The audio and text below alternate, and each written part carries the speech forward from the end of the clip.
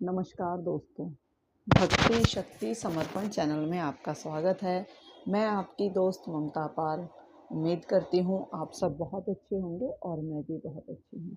तो दोस्तों, आज हम जानेंगे आम के पेड़ के बारे में कि हिंदू धर्म में आम के पेड़ को इतना महत्वपूर्ण क्यों माना जाता है। वैसे तो कई पेड़ ऐसे हैं जिनको हम भगवान का स्वरूप मानते हैं, साक्षात पृथ्वी पर हम मानते हैं कि वो भगवान का ही स्वरूप है, लेकिन फिर भी आम के पेड़ की एक अलग ही अहमियत है।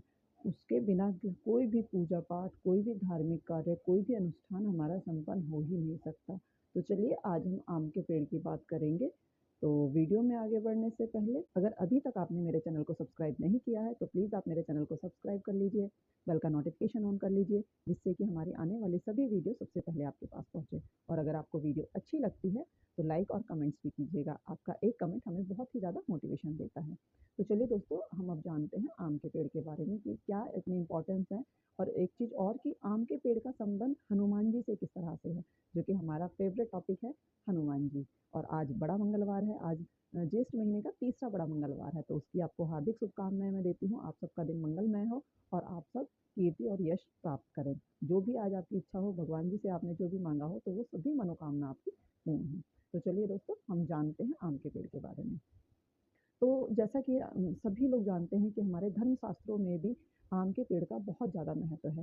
सभी ने बताया है, सभी जगह आपने देखा होगा, गांव हो शहर हो, सभी जगह आप देखते हैं कि अगर कोई भी धार्मिक कार्य होता है, छोटी से छोटी पूजा से लेकर बड़े से बड़े शादी ब्याह जैसे भी मांगलिक कार्यक्रम होते हैं, हवन यज्ञ, बड़े से बड़ा कितना भी बड़ा होता है, हर जगह आम की लकड़ी हो, पत्ते हो, चाहे टहनी हो, आम का पूरा यूज़ होता है। आम का फल भी इतना स्वादिष्ट होता है, आम के फल को ही फलों में राजा कहा जाता है।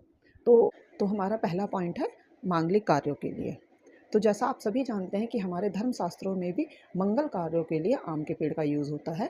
तो मंगल का जो आम का पेड़ है उसका संबंध मंगल से होता है। ये मेष राशि का सूचक भी होता है और हर मांगलिक कार्यों को शुभ बनाने के लिए इसलिए इसके पेड़ का, लकड़ी का, टहनी का, हर चीज़ का यूज़ किया जाता है, क्योंकि इसका सीधा सीधा संबंध मंगल देव से है। ठीक है दोस्तों, इसीलिए मांगलिक कार्यों को ये मंगलमय बनाता है, तो इसलिए मांगलिक कार्यों में इसका यूज़ होता है। दूसरा पॉइंट हम जान लेते हैं जो कि बहुत इंपॉर्टेंट है, और सभी जानते हैं कि आम के पत्तों से हम तोरण बनाते हैं। तोरण अगर जो लोग नहीं समझते हैं तो मैं उन्हें बता देती हूँ कि जब आम के पत्तों को मौली में बांधकर हम घर के दरवाजे पर, मेन गेट जो होता है, हमारा मुख्य दरवाज़ा जो होता है, वहाँ पर हम 5 7 11 की संख्या में, या फिर जितना बड़ा हमारा दरवाज़ा होता है, मुख्य दरवाज़ा, वहाँ पर हम जो बांधते हैं पत्ते, एक धागे में पिरो के जो पत्ते बांधते हैं, उसे तोरण कहते हैं। तो वो जो तोरण होता है वो इतना शुभ और सात्विक होता है, और तोरण में प्रभु हनुमान जी वास करते हैं, इसीलिए उसे मुख्य गेट पर बांधा जाता है, जिससे कि कोई भी नेगेटिव एनर्जी, कोई भी नकारात्मक ऊर्जा हमारे घर में प्रवेश ना कर सके और हमारे घर में सुख शांति रहे।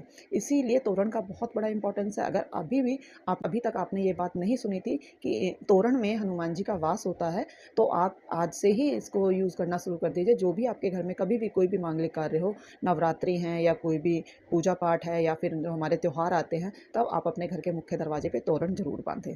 ठीक है। तो इसका जो और सबसे इम्पॉर्टेंट काम है, कलश निर्माण के लिए। कलश निर्माण में आप देखते ही हैं कि हम जो हमारा कलश होता है, कलश किसी भी धातु का हो सकता है, मिट्टी का भी हो सकता है। तो कलश के जो मुख पर हम पत्ते लगाते हैं, आम के पत्ते होते हैं, हम 5 7 11 की संख्या में आम के पत्तों को लगाते हैं, और उसके बाद ही उसके ऊपर नारियल स्थापित किया जाता है। और कलश के अंदर हम कुछ सिक्के, सुपारी वगैरह वगैरह चीज़ें भी हम डाल देते हैं, लेकिन जो मेन इंपॉर्टेंस, सबसे पहले हम आम के पत्तों को उस पर लगाते हैं, उसके बाद ही नारियल स्थापित होता है। मंडप या यज्ञ वेदी तैयार करना। आपने हमेशा देखा होगा, कहीं भी कोई मंडप तैयार होता है, शादी ब्याह या मांगलिक कार्य होता है, या कहीं यज्ञ वेदी तैयार होती है, तो वहाँ की सजावट के लिए हमेशा आम के पत्तों का यूज़ किया जाता है, क्योंकि आम इतना शुद्ध और इतना पवित्र पत्ता है। उसमें फिर हनुमान जी भी वास करते हैं, माँ लक्ष्मी का भी वास होता है। तो इसीलिए किसी भी शुभ और मांगलिक कार्य में, स्पेशली शादी ब्याह में, आम के पत्तों का यूज़ किया जाता है। उसी से मंडप सजाया जाता है, उसी से हवन वेदी सजाई जाती है, जिससे कि वहाँ माँ लक्ष्मी का भी वास हो, वहाँ कोई हनुमान जी का भी वास हो, जिससे कि कोई भी नेगेटिव एनर्जी वहाँ वास ना कर सके। तो इसलिए मांगलिक कार्यों में, मंडप में और हवन वेदी में आम के पत्तों का यूज़ हो। इसका अगला एक और पॉइंट है जो हम जानेंगे, पूजा और हवन के लिए।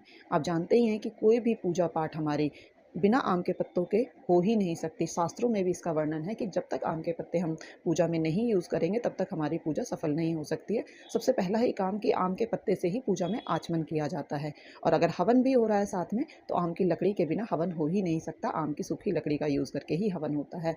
तो देखिए कितना इंपॉर्टेंट चीज़ है आम की लकड़ी। आम बहुत ही शुद्ध लकड़ी होती है, इसीलिए शास्त्रों में भी उसको बोला गया है कि सिर्फ आम की लकड़ी से ही हवन करना चाहिए। उससे हमारे घर की नेगेटिव एनर्जी रिमूव होती है, पॉजिटिव एनर्जी वास करती है। और आम के पेड़ पर हनुमान जी का वास। ऐसा माना जाता है, ऐसी मान्यता है कि जब आम का फल पक जाता है, आम पक जाता है, तो उस पेड़ पर हनुमान जी वास करते हैं। हनुमान जी के वास करने के कारण पेड़ को बहुत ही शुद्ध और पवित्र माना जाता है, इसलिए भी इसको सभी चीज़ों में यूज़ किया जाता है। तो उम्मीद करती हूँ दोस्तों, जो आज जानकारी दी गई है आपको वो जानकारी अच्छी लगी होगी, समझ आई होगी, आप समझ पाए होंगे कि आम के पेड़ का हमारे शास्त्रों में इतना वर्णन क्यों है और क्यों इसका रिश्ता हनुमान जी से है। क्योंकि आम के पत्तों में माँ लक्ष्मी वास करती हैं, तोरण में हनुमान जी वास करते हैं, और जब फल पक जाता है तो पूरे पेड़ पर भी हनुमान जी वास करते हैं।